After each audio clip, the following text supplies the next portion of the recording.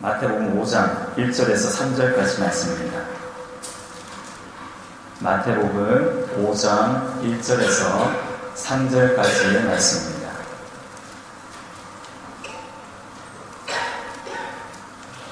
다 찾으셨으면 우리 함께 한 목소리로 공독하도록 하겠습니다. 우리 함께 한 목소리로 읽겠습니다.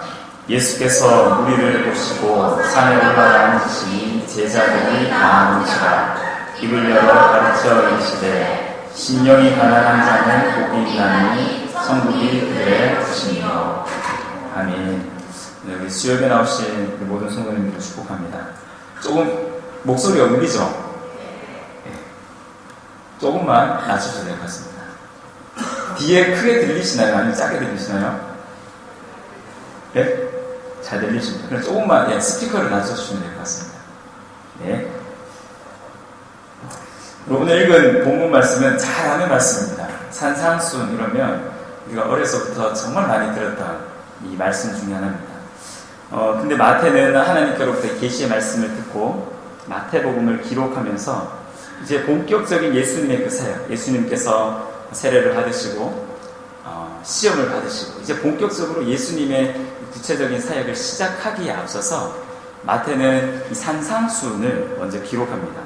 산상순이 왜 이렇게 중요하냐면 이 산상순은 예수님의 이 가르치심을 정리해 놓은 겁니다.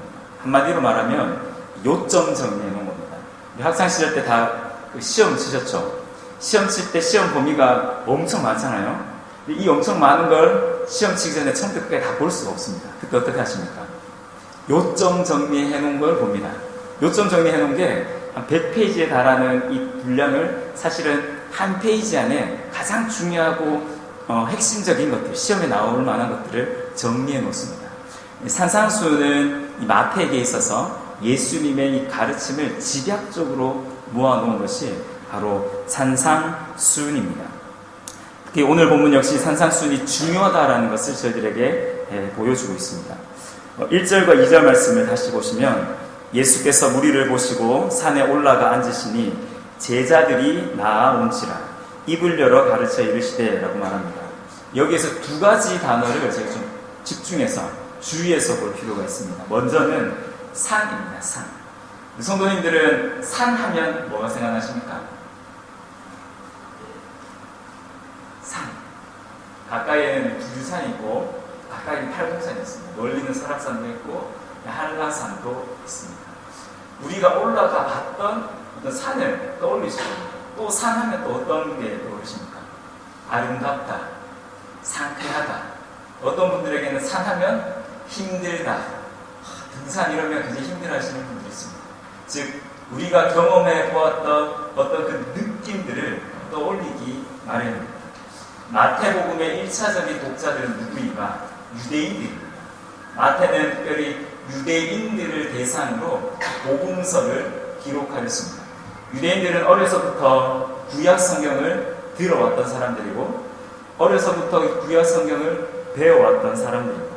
자, 그렇다면 이런 유대인들에게 산은 어떤 의미일까요? 우리 성도님들도 구약 성경에서 산 이러면 떠오르시는 산들이 있습니까? 예, 시내산, 호렙산, 갈멜산, 모리아산 몇 가지 이제 산의 이미지가 떠오르실 겁니다. 그런데 유대인들에게 있어서 이 산은 우리가 생각하는 그 산보다 더 깊은 의미를 가지고 있습니다. 특히 구약에서 이 시내산은 모세가 하나님의 율법을 받은 장소입니다.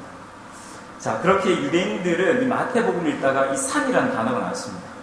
그러면 어떤 의미냐면 우리는 그냥 읽다가 산에서 이렇게 넘어갈 수 있지만 유대인들은 산에서 이거 뭔가 중요한 일이 일어나겠구나 라고 생각할 수가 있습니다. 실제로 이 마태복음 4장에서 예수님께서 시험을 받으실 때 마귀가 또 그를 데리고 지극히 높은 산으로 갔다라고 지극히 높은 산이라고 기록합니다. 그런데 이 마가복음은 예수님의 이 시험 자체를 길게 나열하지 않습니다. 누가복음에서는 이 누가가 예수님의 시험을 마태처럼 길게 기록해 놓았는데 이 부분에 있어서 누가는 이렇게 기록을 합니다. 마귀가 또 예수를 이끌고 올라가서 순식간에 천하만국을 보이며 무슨 차이가 있는지 아시겠습니까? 지금 누가는 마귀가 또 예수를 이끌고 올라갔다는 곳이 정확히 어디인지 나타나지 않습니다. 근데 마태는 분명하게 기록합니다. 높은 산에 올라갔다라고 기록합니다. 유독 이 마태는 마태복음에서 산을 강조합니다. 마태복음 4장뿐만 아니라 17장에서 이 변화산 사건, 그리고 마태복음 마지막 28장 16절을 보시면 예수께서 지시하신 산에 이르러라고 기록합니다. 즉, 이 마태에게 있어서 이 산은 특별한 의미를 가지고 있는 장소입니다. 또 2절 말씀에 입을 열어라는 단어도 마찬가지입니다. 그냥 그들에게 가르쳐 말씀하시되, 그들에게 가르치시되, 그들에게 말씀하시되 라고 표현하셔도 됩니다. 그런데 마태는 입을 열어라는 말을 첨가시킵니다. 헬라어 원어를 보면 그의 입을 여셨다라고 말합니다. 즉, 예수님께서 입을 열어 가르치셨다라고 강조합니다. 여러분, 말을 하려면 어떻게 해야 됩니까? 입을 열어야 됩니다. 수화 같은 경우는 입을 열지 않아도 되지만 우리가 일반적으로 말을 하려면 입을 열어야지 말이 됩니다. 그런데 이 당연한 말을 굳이 마태는 입을 열어라는 이 헬라어 이 관용구를 특별히 삽입시킵니다. 즉, 마태의 의도가 확실합니다. 즉, 지금부터 예수님께서 아주 중요한 말씀을 하실 것이다. 집중해야 된다라는 것을 1차적인 독자들이었던 유대인들을 향하여서 말하고 있는 것입니다. 아이들이 떠들 때 어떡합니까? 주목, 합주기가 됩시다. 합을 합니다. 지금 마태가 유대인들을 향해서 지금 이렇게 하고 있는 것입니다. 주목, 합주기가 됩시다. 합. 잘 들어야 돼. 장난치면 안 되고 정말 집중해서 들어야 돼. 라는 의미로 사실 이 마태복음의 이 서론을 쓰고 있습니다. 예수님의 사역은 근데 가르침만 있는 것이 아닙니다. 마태복음 4장 23절 말씀과 9장 35절 말씀을 보면 예수님께서는 가르치시고 전파하시고 고치셨다. 이 세 가지 사역을 함께 하셨습니다. 그런데 이 세 가지 사역은 이 별개의 것이 아니라 다 서로 깊은 연관 관계를 가지고 있습니다. 예수님께서 단순히 가르치신 것으로 끝나는 것이 아닙니다. 예수님의 이 가르치심의 목적이 무엇이냐면 바로 천국 복음을 전파하는 것이었습니다. 그런데 이 천국을 어떻게 가르치셨는가? 예수님은 치유와 능력, 이적을 통해서 입증해 내셨습니다.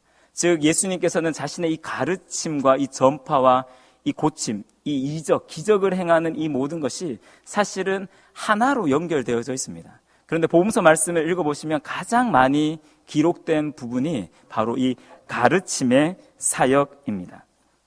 가르침에서 중요한 두 가지 사항이 있습니다. 무엇이냐면 첫째는 무엇을 가르치는가, 가르치는 내용이 중요합니다. 그리고 두 번째는 누구에게 가르치고 있는가, 가르침을 받는 이 대상이 중요합니다. 오늘 본문 1절과 2절을 보시면 가르침을 받는 대상을 저희들에게 말씀합니다. 1절과 2절 우리 함께 한 목소리로 읽겠습니다. 시작.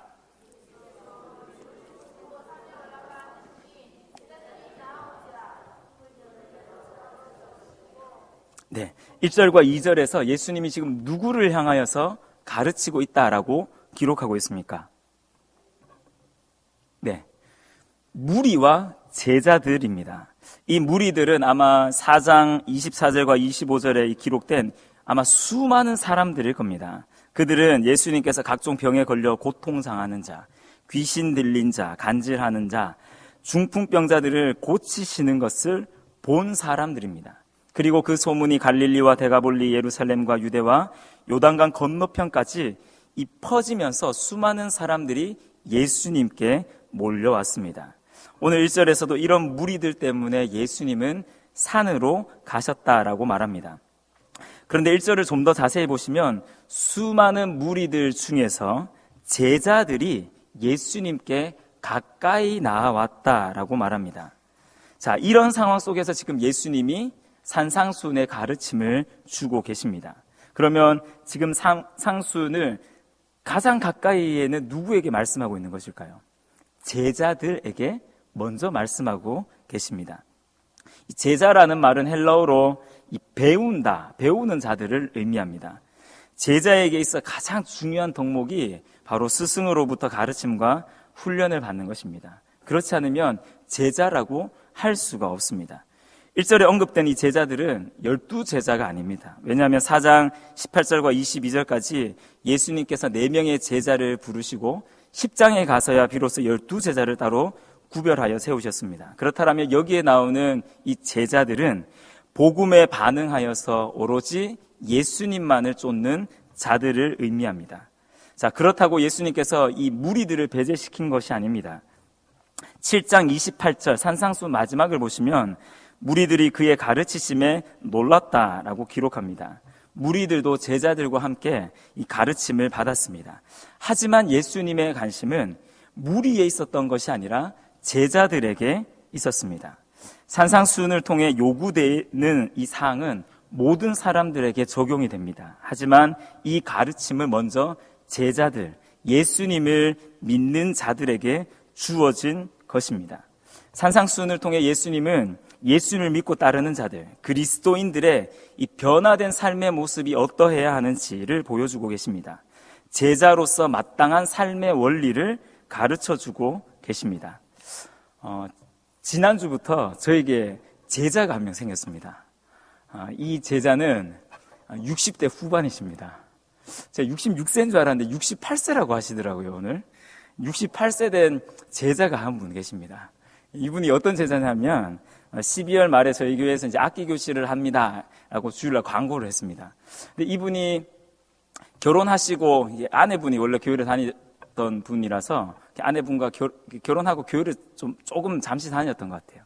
그리고 평생을 한 수십 년, 30년 넘게 이제 교회를 안 다니시다가 갑작스럽게 이제 교회를 나가봐야 되겠다라는 마음이 들어서 저희 교회를 지나가면서 몇 번 보셨다 하더라고요. 그래서 이 교회 한번 가보자 이렇게 하셔서 저희 교회에 오게 되셨는데 그날 교회에서 광고가 악기 교실 합니다.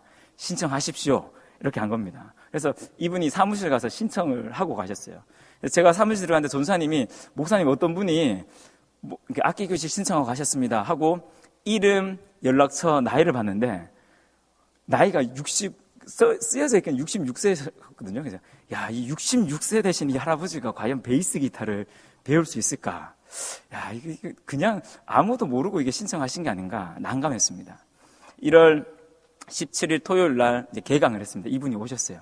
그리고 주중에 계속 전화가 오셨어요. 제가 그날 원래 출근인데 제가 잠시 갔다가 바로 출근을 해야 됩니다. 이렇게 하시더라고요. 오셨는데 아니나 다를까. 그날 베이스 기타 수업인데 베이스 기타를 우리 명성 형제가 가르치는데 그날 시험이 있어서 제가 대신 가르쳤습니다. 근데 수업을 마치고 나가는데 이분이 저를 잡더라고요. 목사님, 제가 기타가 이런 기타인 줄 몰랐습니다.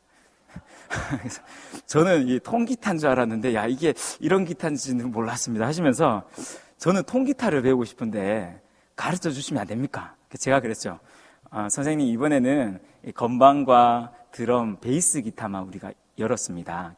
기타가 없으니까 다음 기회에 꼭 들으십시오 했는데 이분이 너무 간절하게 말씀하시더라고요.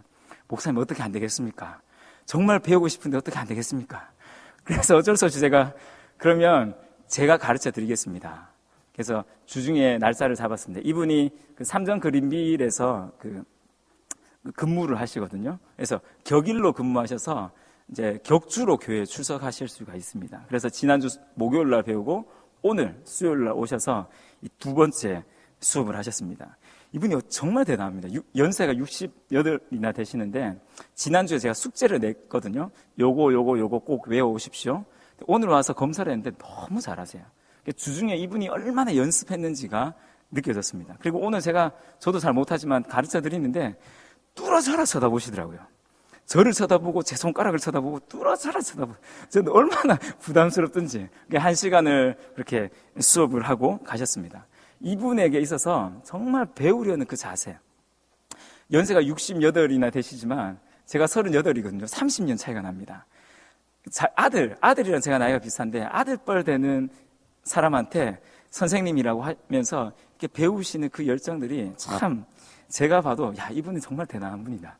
이분에게 정말 내가 알고 있는 모든 것은 내가 가르쳐 드려야 되겠다라는 마음이 들었습니다. 여러분, 이게 바로 제자입니다. 제자는 무리와 같은 구경꾼들이 아닙니다. 제자는 정말 배우려고 힘쓰고 배운 것대로 실천하며 살아가는 자들입니다. 사랑하는 성도님들, 우리 성도님들은 무리입니까? 아니면 제자이십니까? 우리가 신앙생활을 하면서 자칫 무리 중에 한 사람이 될 때가 많습니다. 하지만 우리는 무리가 아니라 한 사람의 제자가 되어야 됩니다. 주님의 가르치심에 귀 기울이고 그 가르치심대로 순종하며 살아가는 제자의 삶을 살아가는 우리 모든 성도님들 되시길 축복합니다. 자, 예수님이 무리와 제자들에게 이 가르침을 주셨지만 예수님의 포커스는 무리가 아니라 제자들이었습니다. 자, 그렇다면 이 제자들에게 하신 예수님의 이 말씀, 가르치심의 내용은 무엇일까요? 앞으로 제가 수요 예배 때마다 8주에 거쳐서 하나하나씩 살펴볼 텐데 오늘은 그 첫 번째 가르침을 우리가 함께 나누겠습니다. 3절 말씀 우리 함께 읽겠습니다. 3절 말씀입니다. 심령이 가난한 자는 복이 있나니 천국이 그들의 것이며. 예수님은 8가지 복에 대해서 말씀하셨습니다. 헬라 원어에서는 오늘 이 본문이 복이 있나니라는 단어부터 시작됩니다. 즉 복이 있다라고 선언하신 다음에 누가 복이 있는지 그 복이 무엇인지를 예수님께서 설명하십니다. 여기에서 쓰여진 이 복이라는 단어는 원래 행복한이라는 의미를 가지고 있습니다. 근데 그냥 행복한 정도가 아니라 아주 많이 행복하다라는 의미를 가지고 있습니다. 그런데 이 행복이라는 단어는 자칫 오해를 가지고 올 수가 있습니다. 저희가 생각하는 행복은 아주 주관적인 것입니다. 그리고 우리가 표현하는 이 행복한이라는 단어는 굉장히 감정적인 단어입니다. 내가 기준이 되어서 이 행복함을 느낄 때 사용합니다. 그래서 성경에서 이 복이라고 번역한 것은 정말 바람직한 번역이라고 볼 수 있습니다. 왜냐하면 성경에서 말하는 복은 하나님과의 관계에서 오는 이 존재의 상태를 의미합니다. 다시 한번 말씀드립니다. 하나님과의 관계에서 오는 존재의 상태, 이것이 바로 성경에서 말하는 복입니다. 즉 객관적이고 절대적인 개념으로 이 행복, 이 복이라는 단어가 사용됩니다. 특히 진정한 행복과 이 복은 하나님과의 관계에서만 나타날 수 있습니다. 하나님에 의해서 주어질 수 있는 것이 성경에서 말하는 복, 행복입니다. 우리는 이 복과 저주, 이 행복과 이 불행을 우리 스스로 평가할 때가 많습니다. 사랑하는 성도님들, 시험을 쳤는데 시험에 떨어졌습니다. 이것이 행복입니까? 불행입니까? 어려운 제가 문제를 내나요? 조금 더 쉬운 제가 문제를 내겠습니다. 여러분, 우리가 큰 질병에 걸렸습니다. 이것이 행복입니까? 불행입니까? 불행입니다. 경제적으로 갑자기 너무 힘들어졌어요. 사업이 너무 힘들어졌어요. 파산을 했다라고 생각해 보십시오. 이게 행복입니까? 불행입니까? 이것이 축복일까요? 저주일까요? 이것들이 복의 기준이 될 수 없다는 겁니다. 그래서 이 모든 것이 복의 기준이 아니다. 진정한 기준이 무엇이냐? 오늘 예수님께서 말씀하십니다. 예수님께서 새로운 복의 기준을 우리들에게 말씀하십니다. 이것은 다른 말로 하면 제자로서 마땅히 가져야 할 태도와 책임을 의미합니다. 그것은 바로 심령이 가난한 자가 되라는 것입니다. 가난하다라는 말은 이 힘이 없다, 이 가진 게 없다, 힘들다라는 의미입니다. 나를 의존할 수 있는 사람이 아닙니다. 다른 누군가를 의존하며 살아갈 수 있는 그 사람을 가난한 사람이라고 말합니다. 구약에서는 경제적으로, 정치적으로, 사회적으로 고통받는 자를 향하여서 가난한 자라는 표현을 사용합니다. 시편 40편 17절에서 다윗은 이렇게 고백합니다. 나는 가난하고 궁핍합니다 라고 고백하였습니다. 이것이 바로 이 구약에서 말하는 가난한 자입니다. 존 스토트 목사님은 이 가난한 자를 어떻게 번역했냐면 이 파산 상태에 이른 사람이라고 번역했습니다. 오스왈드 챔버스 목사님은 이것을 어떻게 표현했냐면 빈털터리라고 해석하셨습니다. 자, 그런데 단순히 육체적으로, 경제적으로, 사회적으로 어떤 파산 상태, 어려움을 뜻하는 말이 아닙니다. 왜냐하면 오늘 3절을 보시면 그냥 가난한 자가 아니라 심령이 가난한 자라고 전제를 붙이고 있습니다. 심령이 가난하다. 심령이라고 번역된 헬라어는 영을 의미합니다. 영. 성령을 표현할 때도 이 영이라는 단어를 동일하게 사용합니다. 즉, 이 말은 우리의 영, 우리의 내면의 가난함을 말씀하고 있습니다. 즉, 우리의 영이 파산 상태, 빈털터리가 되어야 된다라고 말하고 있습니다. 유진 피터스 목사님은 어떤 사람이 영적으로 파산 상태에 이르렀는가? 어떤 사람이 영적으로 빈털터리와 같은 사람인가? 이 사람은 벼랑 끝에 서 있는 사람이다 라고 말합니다. 이 말은 하나님 아니면 안 됩니다. 하나님밖에 없습니다. 쉽게 표현하면 하나님을 향한 절박함과 간절함을 가지고 있는 사람을 의미합니다. 사랑하는 성도님들, 오늘 수요 예배를 위해서 누가 가장 많이 기도했을까요? 오늘 수요 예배를 위해서 가장 많이 기도하신 분은 누굴까요? 제가 등수를 정확히 매길 수 없지만 공동 2위가 있습니다. 공동 2위가 누구냐? 저랑 이하용 집사님일 겁니다. 왜냐하면 저는 설교를 준비해야 되는 사람이고 우리 이하용 집사님은 대표 기도를 준비해야 되는 분이기 때문에 아마 다른 성도님들보다는 더 많이 기도했을 겁니다. 그런데 사실 저보다 우리 이하용 집사님보다 더 기도하신 분이 한 분 계십니다. 담임 목사님도 죄송하지만 아닙니다. 누구냐면 우리 황미숙 집사님일 겁니다. 황미숙 집사님이 오늘 찬양 인도를 하셨어요. 원래 제가 설교를 할 때면 우리 최삼희 집사님이 찬양 인도를 하시는데 최삼희 집사님이 지금 다치셔서 지금 오른쪽 다리를 통기부스를 하셔서 움직일 수가 없습니다. 자, 그래서 누가 해야 되는가? 그래서 우리 김미양 전사님 해야 된다 이렇게 했는데 혹시나 몰랐어. 근데 혹시 아니나 다를까 오늘 반주자 우리 지연자매가 어제 교통사고가 나서 오늘 부득불 이제 차량을 다치진 않았습니다. 크게 입원 안 했고 차량을 수리해야 돼서 오늘 부득불 일 마치고 이제 차량 수리를 해야 돼서 오늘 못 왔습니다. 그래서 이제 김미양 전사님이 다 이제 예지력을 가지고 나는 찬양 인도하면 안 된다. 우리 집사님들이나 권사님들이 하셔야 된다 했는데 우리 황미숙 집사님 하셨어요. 예배를 위해서 누가 가장 기도했겠습니까? 부담감을 가지고 있는 사람입니다. 어떤 책임을 가지고 있는 사람이 가장 많이 기도할 수밖에 없는 것입니다. 이게 바로 절박함이고 간절함입니다. 절박함이 있는 그 사람이 하나님 앞에서 가장 가난한 사람이고 하나님을 가장 많이 찾는 사람입니다. 자, 반대로 심령이 가난하지 못한 사람은 어떤 사람일까요? 이 사람은 하나님보다 더 의지할 것이 있는 사람입니다. 돈이나 권력이나 힘이나 의술이나 이 모든 것들, 하나님 이외에 믿는 구석이 있는 사람, 이 사람은 심령이 가난한 사람이 아닙니다. 심령이 자기의 것으로 충만한 사람이 바로 이런 사람일 것입니다. 이런 사람, 하나님보다 더 믿을 것이 있는 사람, 믿는 구석이 있는 사람, 과연 이런 사람이 과연 전적으로 하나님을 의지하고 찾을 수가 있겠습니까? 제가 월요일, 화요일 학원 복음화 협의회에서 주최하는 1박 수련회를 다녀왔습니다. 수련회 장소가 어디냐면 의성에 있는 만경촌입니다.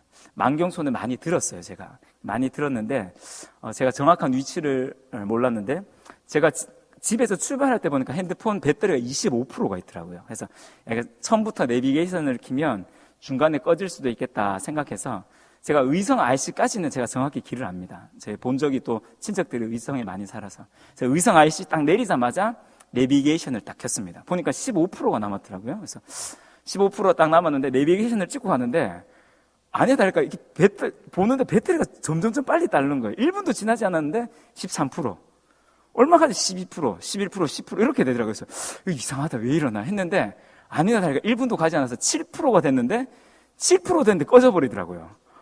처음 가는 길입니다. 제가 목적지를 정확히 확인하지 않았어요. 왜냐면 내비게이션이 있으니까.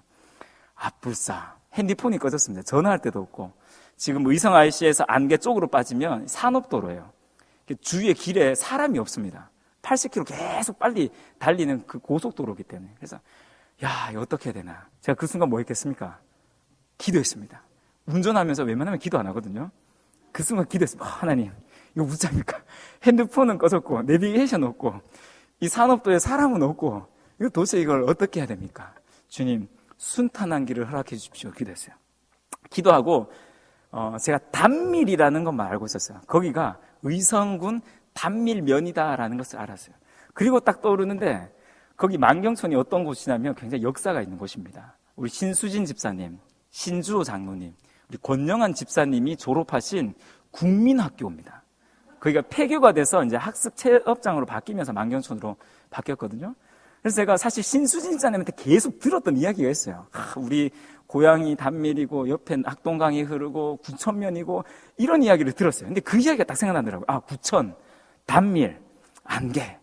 그렇지 않으면 금요일 날 장혜숙 권사님을 이야기하면서 권사님 만경촌 갑니다. 이야기하면서 만경촌 가려면 중부고속도로를 타야 되나요? 중부 내륙고속도로를 타야 되나요? 물어봤어요. 그러니까 중부 내륙 타면 안 되고 상주에서 내리면 멀고 의성 IC에서 내려서 안개로 빠지면 더 가깝습니다라는 이야기가 생각났어요. 그래서 그래, 구천, 단밀, 안개 이정표로 그것만 보고 갔어요. 그래서 가다가 이제 안개가 나오더라고요. 안개까지 왔구나. 그래서 안개에 갔는데 안개면으로 가는 길이 있고 둘러가는 길이 있더라고요. 이걸 어디로 가야 되나 하다가 안개면으로 들어갔어요. 왜냐면 면에 들어가면 사람이 많으니까 물어볼 수 있잖아요. 근데 안개면에 들어갔는데 아니나 다를까 안내판에 단밀이라는 표지판이 보이더라고요. 제대로 왔구나. 그래서 단밀 표지판을 보고 쭉 갔습니다. 가서 자회전 하라고 나오는데 자회전 했는데 단밀이 안 나오고 단북이 나오더라고요. 이상하다. 단밀이라고 되는데 왜 단북이 나오나. 그래서 지나가던 이 동네 어르신께 여쭤봤습니다. 어르신, 만경촌 가려면 어떻게 가야 됩니까? 여기서 조금만 더 가면 됩니다. 다리를 건너서 좌회전하시면 됩니다. 그래서 길 헤매지 않고 잘 갔습니다. 만약에 제가 내비게이션이 핸드폰 배터리가 많았으면 제가 그 순간에 기도를 했겠습니까? 절대 기도 안 합니다. 왜 기도 안 할까요? 내비게이션이 다 가르쳐 주는데 왜 기도하겠습니까? 그런데 그 순간 앞불싸 하고 먼저 기도했습니다. 이게 의지할 게 하나님밖에 없어요. 핸드폰도 꺼졌고 믿을 만한 건 핸드폰인데 핸드폰이 없으니까 이거 진짜 하나님 은혜 아니면 이거 엄청 헤매겠다라는 생각에 기도를 했습니다. 우리도 마찬가지죠. 믿는 구석이 있으면 절대 기도하지 않습니다. 믿는 구석이 있으면 절대 하나님 찾지를 않습니다. 지금 예수님은 우리에게 말씀하고 있습니다. 우리가 믿고 있는 것들을 철저히 내려놓아라. 그리고 철저히 하나님만 의지하라라고 말하고 있습니다. 칼빈은 오늘 이 3절을 이렇게 번역하였습니다. 자기 자신은 아무것도 아닌 것으로 낮아지고 하나님의 자비에 의지하는 자들, 이 사람이 바로 심령이 가난한 자들이다 라고 해석하였습니다. 여기엔 두 가지 인식이 반드시 필요합니다. 첫 번째는 자기 자신에 대한 인식입니다. 내가 얼마나 연약한가, 내가 얼마나 죄인 되었나, 내가 얼마나 비참한 존재인가라는 자기 인식과 고백이 있어야 됩니다. 그리고 두 번째 인식, 하나님에 대한 바른 인식이 있어야 됩니다. 하나님 아니면 안 됩니다. 하나님만이 내 삶에 도움 되십니다. 하나님만이 내 삶의 전부가 되십니다라는 인식과 고백이 있어야 됩니다. 나의 심령이 가난해질 때 비로소 우리는 의에 줄이고 목마른 자들이 될 수 있습니다. 우리가 겸손해질 때 하나님이 보이게 됩니다.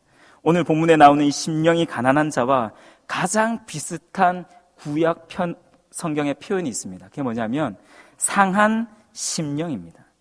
이 상한 심령이라는 말은 상처 입은 마음을 뜻하는 것이 아닙니다. 세상 무거운 짐을 진 채로 주님 앞에 나온다라는 의미가 아닙니다.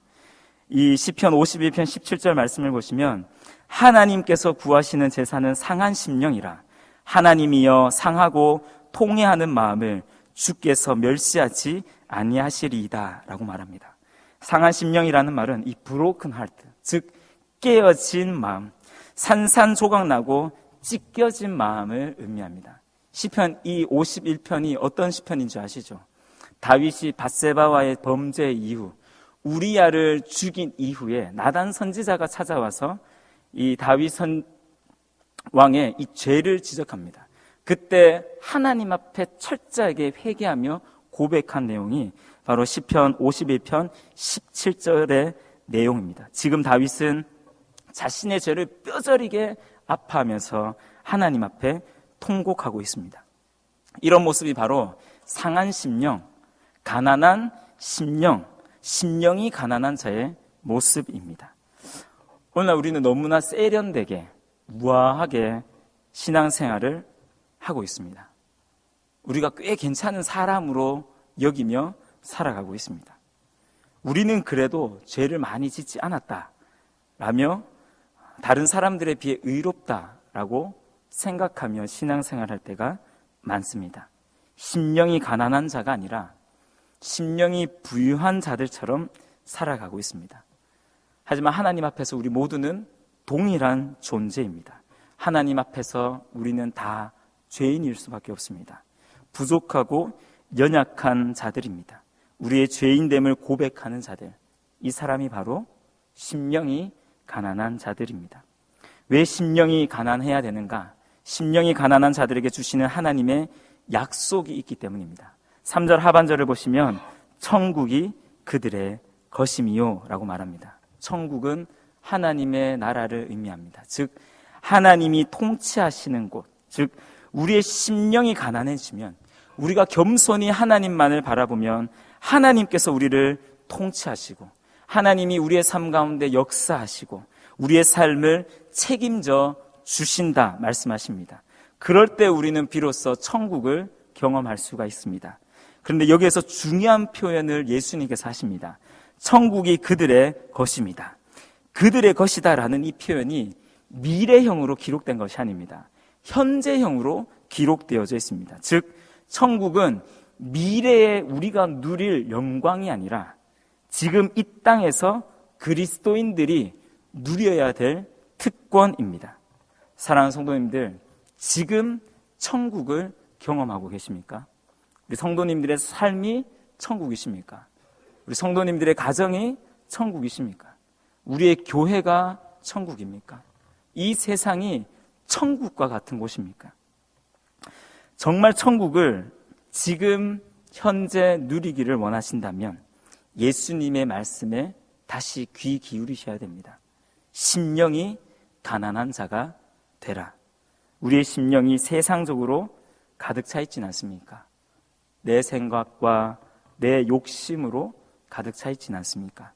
주님 앞에서 이 모든 것을 비울 때 비로소 예수 그리스도로 성령으로 채워질 수 있습니다.